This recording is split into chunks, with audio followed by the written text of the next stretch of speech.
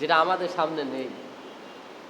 ওই আশাটা যদি আমার আপনার সামনে রাখতে পারি, তাহলে দুনিয়াটার সমস্ত কষ্ট আমার কাছে সহজ মনে হবে, ইবাদত সহজ হবে, ইবাদতের মধ্যে মজা আসবে। তারা যখন কাফেরদের সামনে দিয়ে যখন মুসলমানরা যেত, তখন উপহাস করত, এতে হাকুন, তারা হাসাহাসি করত। কি করত? আজকে হাসাহাসি করে না? হ্যাঁ, 5 জন হুজুর গেতেছে, এই যে এই হেফাজতের লোক, এরা নাকি ইসলাম হেফাজত করবে। ওরা মনে করে আমরা গুমরাহির মধ্যে আছি। 1400 বছর আগে এ কথাই বলতো, যে কথাগুলো বলবো 1400 বছর আগে যা হয়েছে আজকে একই জিনিস হইতেছে। তখনকার মুসলমানদের সাথে যা আজকে একই, হয়তো মিডিয়ার মাধ্যমে পজিশন চেঞ্জ হয়েছে, কিন্তু সেই রীতিনীতিগুলো এখনো আছে। তারা মুসলমানদের দেখে বলতো, দেখো দেখো এই গরিব ফকিরা, আরে তোমরা যদি আল্লাহর প্রিয় হতে, তা আল্লাহ তোমাদের সম্পদ দিয়ে বড়লোক বানাইতো, তোমাদেরকে গরিব ফকির রাখতো না। তোমাদেরকে আশা করা যায় পরকালে আমরা লাভবান হব। কুফফাররা বলতেছে, আশা করি আমরা পরকালে আল্লাহর বন্ধু, আমরা নাজাত প্রাপ্ত হব, আমরা আল্লাহর প্রিয়, তাই আজকে আমাদের সম্পদ দিছে, আমাদের রাজত্ব দিছে, আমাদের ক্ষমতা দিয়েছে, আমাদের মিডিয়া, সব কিছু আমাদের। আজকেও বলে না? হ্যাঁ, আজকেও যখন কোরআনের উপর আঘাত হানে, যখন আলেম সমাজের থেকে, মুসলমানদের পক্ষ থেকে আওয়াজ আসে, তখন তারা বিভিন্ন মহল্লায় তারা তাদের পরিবারের কাছে যায়, পরিবারের কাছে যায় যে আহালি মুং কলাবু ফাকিহি, খুশির সাথে, আত্মতৃপ্তি, আত্ম অহমিকা, অহংকার নিয়ে পরিবারের কাছে ফেরে। এই গুমরা, এই পথভ্রষ্ট লোকগুলো, এই অমুসলিমগুলো মুসলমানদের সাথে ঠাট্টা করে। ঠাট্টা করার পর যখন আবার নিজ পরিবারের কাছে ফিরে আসে, নিজ ক্লাবে ফিরে আসে, নিজ বন্ধুদের কাছে ফিরে আসে, নিজের প্রতিষ্ঠানে ফিরে আসে, তখন তারা নিজেদেরকে দামি মনে করে, নিজেরা সঠিকের উপর আছে। ইসলামিক দল যারা করে, ইসলামের উপরে যারা আছে, টুপিদারি ইসলাম যারা প্র্যাকটিস করে, তারা ভুলের উপর আছে। এগুলো সেকালের বহু মানুষ আজ এরকম মনে করে। তারা আমাদের দিকে হাসে। এখন কি হাসে না? ও আমার ভাই, এখন আমাদের দিকে হাসে না? মুসলমানদের দিকে হাসে কি না? হাসে। মুসলমানদের দেখার পর যখন তারা তাদের ক্লাবে ফিরে যায়, তখন আত্মমর্যাদায়, অহংকারে নিজেরা ফেটে পড়ে। হাসি তাদের মুখে ধরে না। হ্যাঁ, ওরা খেলা কি বোঝে? ওরা খেলার বিরোধিতা করে। ওরা খেলার কি বোঝে? কি বোঝে ওরা? সারাদিন দেখি শুধু খেলার বিরোধিতা করে। ওরা খেলা কিছু বোঝে? পরিবারের কাছে যখন ফিরে যায় তখন এই কথা বলে, বন্ধুদের কাছে যখন ফিরে আসে তখন এই কথা বলে, ক্লাবে যখন ফিরে আসে তখন এই কথা বলে, নিজের অফিস আদালতে যখন ফিরে আসে তখন মুসলমানদের সম্পর্কে, আলেম ওলামাদের সম্পর্কে, টুপিদারি সম্পর্কে কটূক্তি করে। আগেও করতো। মোহাম্মদ, তোমার কাছে যারা আছে তাদের সরাই দাও, আমরা ইসলাম গ্রহণ করব। অনেক কাহিনী, সব তো বলতে গেলে হবে না, হালকা হালকা বলতেছি। ওদের সরাই দাও, আমরা ইসলাম গ্রহণ করব। যাই হোক, একটা ইতিহাস আসতেছে, বলতে পারতেছি না সময়ের অভাবে। মোহাম্মদ, তাদেরকে সরাই দাও, এই গরিব ফকিরদেরকে নিয়ে, হ্যাঁ, এদের নিয়ে তুমি ইসলাম কায়েম করবা। আমার কাছেও বলে, দেখি এই ফুট লাইনে, এই বিশেষ করে রাস্তার আশেপাশে যে সমস্ত গরিব ভাইরা ব্যবসা বাণিজ্য করে, এদের মধ্যে অনেক আছে দিনদার। আপনি দেখেন, বহু লোক আছে সুন্নতের উপরে চলে, ফুটে ব্যবসা করে খায়, মাথায় টুপি আছে, দাড়ি আছে, চরমনা করে, জামাত ইসলাম করে, 5 ওয়াক্ত নামাজ এখানে পড়ে। আছে কি নেই? আছে বহু, আমি চিনি এদেরকে, আছে। আমার কাছে একজন এখানে বলতেছে, এই তোমরা আর লোক পাও না, ফুটপাতের লোকদের দিয়ে চরমনায় নিয়ে যাও, তাদেরকে নিয়ে ইসলামিক বিভিন্ন মিটিং মিছিলে নিয়ে যাও, তাদেরকে দিয়ে করো। কই এখানে তো সম্ভ্রান্ত লোক তো তোমাদের সাথে যায় না, যায় না, আসলেই যায় না। একজন বাড়িওয়ালাকে সারা জীবন বুঝান দিন, তাকে বোঝাতে পারবেন কিনা? কেন বোঝাতে পারবেন না? ও আপনার মানুষই মনে করে না, ও আমার তো মানুষই মনে করে না। আমার ওয়াজ যে আব্দুর রহমানের গায়ে লাগবে, আব্দুর রহমান তো আমার কি মনে করে না, ও আমার ভাইরা কি মনে করে না, আমার তো মানুষই মনে করে। আমার তো গুণ, আমি তার কাছে কিছুই না। তা আমি সারাদিন ওয়াজ করি আর না করি, তার কিছু যায় আসে না, কিছুই যায় আসে না। যার একটুকুনি পয়সা আছে, ক্ষমতা আছে, এরা প্র্যাকটিক্যালি ইসলাম পালন করা খুব কঠিন। হাতে গুনে দু একজন। হজ তো করা যায়, অর্থ হলে প্রতি বছর বছর হজ করা যায়, অনেক কিছু করা যায়, বিভিন্ন দেশে যায়, সেই হিসেবে সৌদি আরব থেকেও ঘুরে আসলাম। কিন্তু আমার বলতেছি প্র্যাকটিক্যালি মুসলিম ইসলাম গ্রহণ করেছে, তার জীবনে ইসলাম ফিট করা অনেক কঠিন, এ কথাই বলতেছেন। কিন্তু এই নির্যাতন যখন তাদের উপর হতো, তারা পরকাল দেখতে পাইতো। বলেন সুবহানাল্লাহ। এই সাহাবীদের উপর যখন নির্যাতন আসতো, তারা কি দেখতো? পরকাল দেখতো তারা। আলাল আরয় কি আনজুরুন, তুমি মরলেই এমন এক সিংহাসনে বসবা যেখান থেকে তোমার রবকে তুমি দুই বেলা, প্রতিদিন দুই বেলা তুমি তোমার আল্লাহকে দেখবা। বলেন সুবহানাল্লাহ।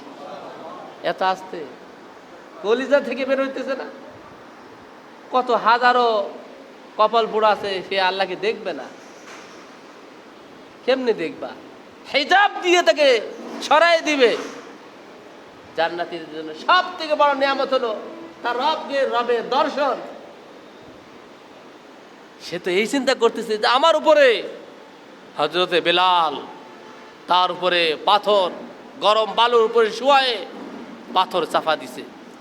বেলাল তো আল্লাহর পরকাল দেখতেছে তার সামনে। বেলাল ভয় করো না, বেলাল তুমি ভয় পেও না, মৃত্যু হলেই তোমার রবের সাথে সাক্ষাৎ হবে। বলেন সুবহানাল্লাহ। আর কি চাও তুমি?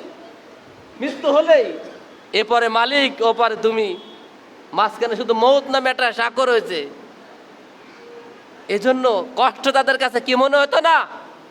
কষ্ট মনে হতো না। আজকেও যদি আপনি জান্নাতকে সামনে রাখতে পারেন, এই আলোচনাকে যদি সামনে রাখতে পারেন, প্রতিযোগিতা করি আমরা কিসের জন্য? অর্থের জন্য।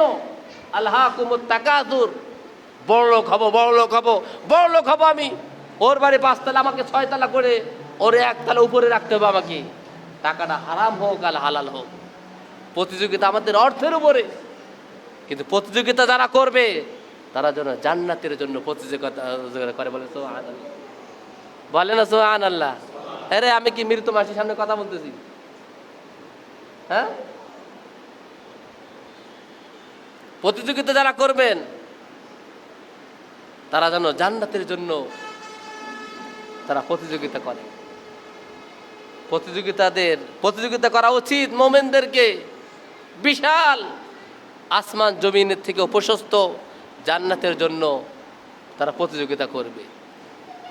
এ কথা বলতেছেন, যা বললাম যে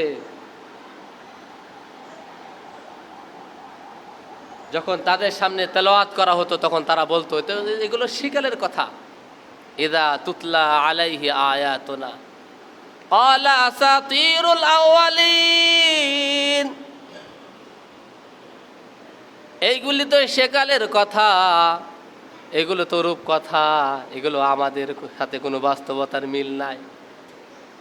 তোমরা যদি প্রকৃত অর্থে আল্লাহর প্রিয় হতে, আল্লাহ তোমাদেরকে সম্পদ দিত, সম্মান দিত, রাজত্ব দিত, তোমরা অসহায় থাকতে না, ক্ষুধার যন্ত্রণায় দিন দিন রাত রাত তোমরা কষ্টের মধ্যে থাকতে না। কাল্লা বাল রানা আলা কুলুবিহিম মা কানু ইয়াকসিবুন, কখনো না, বরং তারা যে অপকর্ম করেছে, এই অপকর্মের কারণে তাদের মধ্যে, তাদের অন্তরে, তাদের কলবের উপরে মোহর এঁটে গেছে। জং ধরে গেছে, জং।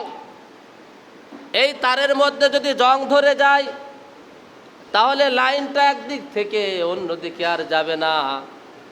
দুনিয়ার কোনো মানুষ যখন পাপ করতে করতে, শিরকি বেদাতি করতে করতে তার অন্তরটা, তার কলবটা যখন জং ধরে যায়, মরিচা পড়ে যায়, তখন কোরআনের কোনো কথা তার মধ্যে আর আসে না, পথভ্রষ্ট হয়ে যায়, সিলগালা লেগে যায় তার কলবের উপরে।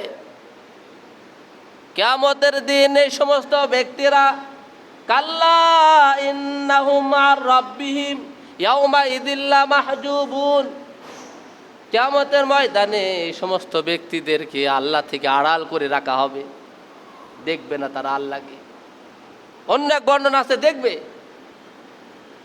বিভিন্ন অবস্থার প্রেক্ষিতে ভাগ ভাগ থাকবে, সময়ের প্রেক্ষিতে হয়, তখন হয়তো তারা আল্লাহকে দেখবে, যে আল্লাহর সামনে যখন তার হিসাব হবে। সুম্মা ইন্নাহুম লাসালুল জাহিম, এই সমস্ত পথভ্রষ্ট মুশরিক যারা, তাদেরকে জাহান্নামে প্রবেশ করানো হবে। আর তাদেরকে বলা হবে ইয়াকালু হাযাল্লাযী কুনতুম বিহি তুকাযযিবুন, ও জাহান্নামীরা, দুনিয়াতে তোমরা তো কোরআনের কথাকে রূপকথা মনে করতে, নিজেদেরকে তোমরা সঠিক মনে করতে, আর আলিম ওলামা মাদ্রাসা ছাত্র তলাবাদেরকে তোমরা গুমরাহি মনে করতে। আজকে দেখো কারা সঠিক আর কারা বেঠিক। তোমার কথা, তুমি যেটা অস্বীকার করছো, দেখো তার বাস্তবতা দেখো। কাল্লা ইন্না কিতাবাল আবরার লাফি ইল্লিয়িন, ভালো মানুষ যারা, তাদের আমলনামাগুলো ইল্লিয়িনের মধ্যে থাকবে, সংরক্ষিত থাকবে। ইয়াশহাদুহুল মুকাররাবুন, সম্মানিত ফেরেশতাগণ মানুষের ভালো আমলগুলো, তার ভালো ভালো রিপোর্টগুলো তারা সংরক্ষণ করে রাখবে। কেন রাখবে? হিসাবের আগে তাদেরকে দেখানো হবে তোমার ভয়ের কিছু নেই, তুমি পাশ করে গেছো। তোমার এই যে পরীক্ষার খাতা, তোমার, তুমি একটু দেখো, সব সংরক্ষিত আছে। তোমার জীবনে যা কিছু ভালো কিছু করছো সব আমাদের কাছে সংরক্ষিত, একটা আমরা নষ্ট করি নাই। একটা তোমার কোন একটা আমল আমরা নষ্ট হতে দিই না, সব আমরা লিপিবদ্ধ করে আমরা বিশেষভাবে সংরক্ষণ করেছি। ওমা আদরাকা মা ইল্লিয়িন, আপনি কি জানেন? আপনার কাছে কি ও আমার হাবিব খবর আছে ইল্লিয়িন কি? কিতাবুম মারকুম ইয়াশহাদুহুল মুকাররাবুন ইন্নাল আবরারা লাফি নাঈম, নিশ্চয় যারা শরীয়তকে যারা প্রাধান্য দিয়েছেন, দুনিয়ার জীবনে যারা শরীয়তকে, ইসলামকে যারা প্রাধান্য দিয়েছেন, জীবনে সর্বদা সব সময় ইসলামকে যারা সামনে রেখেছেন, কাজের থেকে নামাজকে যারা প্রাধান্য দিয়েছেন, তারা হলো আবরার, তারা হলো নেককার। শুধু সালাত আদায় করে আর বাকি কাজগুলো ইসলাম বহির্ভূত, সে নেককার না। যে শরীয়তকে প্রাধান্য দেয় সে হলো পরিচিতভাবে নেককার। ইন্নাল আবরারা লাফি নাঈম, নেককার লোকগণ, আবরার যারা, তারা থাকবে জান্নাতে। আলাল আরাইকি ইয়ানজুরু, জান্নাতের মধ্যে এমন বিশাল এক সিংহাসনে মুমিন মুত্তাকিকে বসানো হবে। সে সেদিন বসে পুরো জান্নাতটাকে সে অবলোকন করবে। বলেন সুবহানাল্লাহ। হেলান দিয়ে বসে থাকবে। আবরার যিনি হবেন তিনি হেলান দিয়ে বসে থাকবেন। তিনি সব কিছু থরে থরে জান্নাতকে এক নজরে 2 বছর অতিক্রম করলে যত দূর যাওয়া যায়, এক নজরে একজন জান্নাত ব্যক্তি তার থেকেও বেশি দেখতে পাবে। বলেন সুবহানাল্লাহ। 2 বছর দূরত্বকে এক নজরে দেখবেন তিনি। সর্বকনিষ্ঠ জান্নাতের মালিক যিনি হবেন, এই পৃথিবীর থেকে 10 গুণ বড় জান্নাতের মালিক তাকে বানাবেন। বলেন সুবহানাল্লাহ। অনেকে মনে করতে পারেন হুজুর এত বড় জান্নাতের কি দরকার? মায়ের পেটে যখন আমি আপনি ছিলাম তখন দুনিয়ার প্রয়োজন সম্পর্কে, দুনিয়ার এই প্রশস্ত সম্পর্কে আমি আপনি কেউ জানতাম না। মনে করতাম এটাই সবচেয়ে বড়। মায়ের পেটে তখন খাবারের প্রয়োজন ছিল না, নাভি দিয়ে তার কাছে খাবার আসতো নাভির মাধ্যমে। তার কাছে যদি বলা হতো দুনিয়াতে তোমার একটা ঘর হবে, যে এই ঘর থেকে, মায়ের পেটে যে ঘর আছে এই ঘর থেকে আরো 100 গুণ বড়, সে বলে এত বড় ঘরের কি দরকার? বলবে কি না? আমার এখানেই তো যথেষ্ট। মায়ের পেটে যিনি আছেন সে মনে করতো যে আমার এটাই তো যথেষ্ট। আজকে আপনার ঘরটা মায়ের পেট থেকে কত বড় বোঝানোর জন্য বলতেছি। মায়ের পেট থেকে, যে মায়ের পেটে রেহেমে যেখানে আপনি থাকতেন 8-9 মাস ছিলেন যেখানে, তার থেকে আপনার এই দুনিয়ার ঘরটা 10 ফিট বাই 10 ফিট কত বড়? অনেক বড় না? এই লালন টাওয়ার একটা প্লেস যদি কাউকে একটা বাড়ি বানিয়ে দেওয়া হয়, তাও কি তার প্রয়োজন শেষ হবে? গোটা বাংলাদেশ যদি এর মালিক বানিয়ে দেওয়া হয়, তাও কি আপনার প্রয়োজন শেষ হবে? না, আরও চাই, আরও লাগবে আপনার। এজন্য জান্নাত হলো থরে থরে, আলাল আরাইকি ইয়ানজুরুন। আবরার যিনি হবেন 1 নম্বর মুত্তাকি, শরীয়তকে যারা প্রাধান্য দিয়েছেন, ইসলামকে যারা প্রাধান্য দিয়েছেন, জান্নাতের মধ্যে সে এমনভাবে হেলান দিয়ে থাকবেন প্রত্যেক দিন সকাল বিকাল 2 বেলা রব্বুল আলামিনকে সে দেখবেন। বলেন সুবহানাল্লাহ। সকাল বিকাল 2 বেলা রবকে দেখতে পাবেন। তারিফু ফি বুজুহিম নাযরাতান নাঈম। এমন নিয়ামত তারা প্রাপ্ত হবেন, এত এত নিয়ামত তারা পাবেন, এত এত নিয়ামতের মধ্যে তারা থাকবেন। ও তুমি যদি তাদেরকে দেখো তাহলে তাদের চেহারার মধ্যে মহা শান্তির চিহ্ন তাদের দেখতে পাবে। বলেন সুবহানাল্লাহ। তারিফু, তুমি দেখতে পাবা, তুমি বুঝবা তার চেহারা দেখলে যে ওর জীবনে কোনোদিন ক্লান্তি আসি নাই, ওর জীবনে কোনো দুঃখ কষ্ট ছিলই না। জান্নাতীর ব্যক্তিকে যখন তাকে আপনি দেখবেন, নাযরাতান নাঈম, এমন শান্তির মধ্যে সে আছে, এমন হাস্যোজ্জ্বল চেহারার তার চেহারার মধ্যে আছে, মনে হচ্ছে কোনোদিন তার দুনিয়াতে কোনো কষ্ট তার স্পর্শই করেনি। বলেন সুবহানাল্লাহ। ইসকাউনা মির রাহিকিম মাখতুম।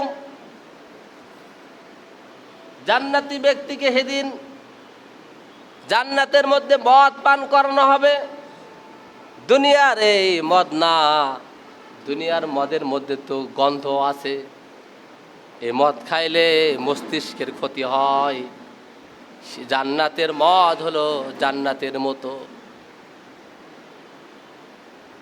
খিতামুহু মিসকু ওয়া ফি যালিকা ফালইয়াতানাফাসিল মুতানাফিসু। খিতামুহু মিস্ক, মোহর দেওয়া থাকবে সেটাকে মিসকে আম্বর। দুনিয়ার মধ্যে সব থেকে দামি মিসকে আম্বর, যেটা হরিণের নাভি থেকে তৈরি হয়, সুঘ্রাণ সুস্বাদু, সব থেকে দামি সম্পদ সেটা। এটা দিয়ে মোহর মারা থাকবে। তোমার আগের জীবনে সেটা কেউ কোনোদিন খোলেইনি। এই কথাটা আল্লাহ কাদেরকে বলতেছেন? ওই নির্যাতিত নিপীড়িত মদিনার মুসলমানদেরকে আল্লাহ বলতেছেন যে আবু জেহেলের তার ভর্ৎসনা, তার আঘাত, তার পক্ষ থেকে বাধা তোমাদের আসছে, কিন্তু তুমি দেখো তোমার জন্য আমি রব কি প্রস্তুত করে রেখেছে। বলেন সুবহানাল্লাহ। এই জন্য তাদের কষ্ট লাগতো না যে আমার জন্য জান্নাতে রব কি কি পরিমাণ নিয়ামত রাখছেন। সামনে আরো বহু কথা আছে, কেমনে সবগুলো শর্টকাটে বলি। অফি যালিকা ফালইয়াতানাফাসিল মুতানাফিসুন। দুনিয়াতে যারা প্রতিযোগিতা করে, এই শরাবের জন্য তাদের প্রতিযোগিতা করা উচিত। বলেন সুবহানাল্লাহ। মিজাজুহু মিন তাসনিম। তাসনিম দেশ তার মুখটাকে সিলগালা করা রয়েছে।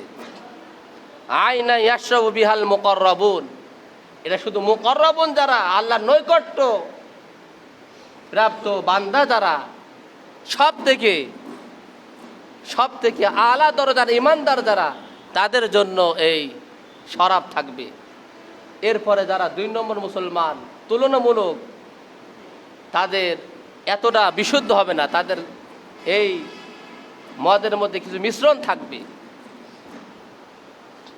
পরে আসতেছে দুনিয়াতে যারা মুসলমানদেরকে নিয়ে যারা উপহাস করে, মিডিয়ার মাধ্যমে অপপ্রচার চালায়, সারা দুনিয়াতে যারা মুসলমানদের রক্ত নিয়ে যারা খেলতে চায়, মুসলমানদের ইজ্জত নিয়ে যারা খেলতে চায়, একজন হুজুর যদি একটা কর্ম করে, মিডিয়ারা কিভাবে কোমরে গামছা বেঁধে লেগে পড়ে।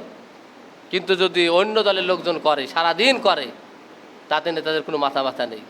ইসলামকে কলুষিত করতে চায়। তোমরা যারা ইসলামকে কলুষিত করতে চাও, সাধারণ মুসলমানদেরকে যারা হয়রানি পেরেশানি করতে চাও, তোমরাও মনে রাখো এমন একটা দিন আসবে যেদিন মুসলমান জান্নাতে থাকবে আর তোমরা সেদিন অপমানিত হবে। সেদিন মুসলমানরা তোমাদের দিকে হাসবে, ফেরেশতারা বলবে যাও তোমাদের জন্য জান্নাত খোলা রয়েছে। মুশরিকরা সবাই দৌড় শুরু করবে, যে জান্নাতের সামনে যাবে অমনি গেট বন্ধ হয়ে যাবে।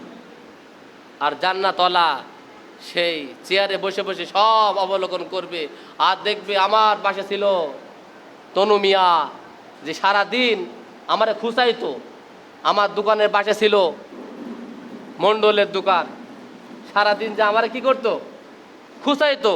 ওই সময় জান্নাত ব্যক্তির ওই ব্যক্তির কথাটা খুব বেশি মনে পড়বে। যে কষ্ট দেয় তার কথা কি মনে পড়ে কিনা পড়ে না? হ্যাঁ, আপনি একজনের উপকার করলে মনে না থাকলেও, কিন্তু আপনার পাশের দোকানদার যে আপনার কষ্ট দেয়, আপনার পাশের বাড়িওয়ালা যে সবসময় আপনার সাথে হিংসা করে, আপনার উপরে নির্যাতন করে, বদনাম রটায়, এই লোকটার বিষয়ে আপনার ওই দিনও মনে পড়বে। তখন সে দেখবে, দেখি সুমন মিয়ার কি অবস্থা, যে সারাদিন আমার পেছনে লেগে থাকতো, ওই চেয়ারে বসে বসে সে দেখার ইচ্ছা করবে, ইচ্ছা পোষণ করবে, দেখবে সে ও যে ইসলাম নিয়ে, আমার টুপি নিয়ে, আমার দাড়ি নিয়ে সে অপপ্রচার করতো, সারাদিনে ফেসবুকে লেখালেখি করতো আমাদের নিয়ে, আজকে তার কি অবস্থা, আজকে তার যে দুর্দশা, সে তার নিজের ঘামের মধ্যে সে নিজে হাবুডুবু খাইতেছে। আরও কয়েকটা ছিল, তৌফিক হলে আগামীতে ইনশাল্লাহ বলবো। রব্বুল আলামিন, যারা আমরা সাধারণ মুসলমান আছি, আল্লাহ তাআলা আমাদেরকে জান্নাতের সর্বোচ্চ জান্নাতুল ফিরদাউসের বাসিন্দা হওয়া তৌফিক দান করেন, বলে আমিন। আর যারা ইসলাম নিয়ে, মুসলমানদেরকে নিয়ে যারা ষড়যন্ত্র করে, আল্লাহ তাআলা তাদের সকল ষড়যন্ত্রকে নস্যাৎ করে দেন, বলেন আমিন। ওয়া আখিরু দাওয়ানা আলহামদুলিল্লাহি রাব্বিল আলামিন। সুন্নাত আদায় করে নিন।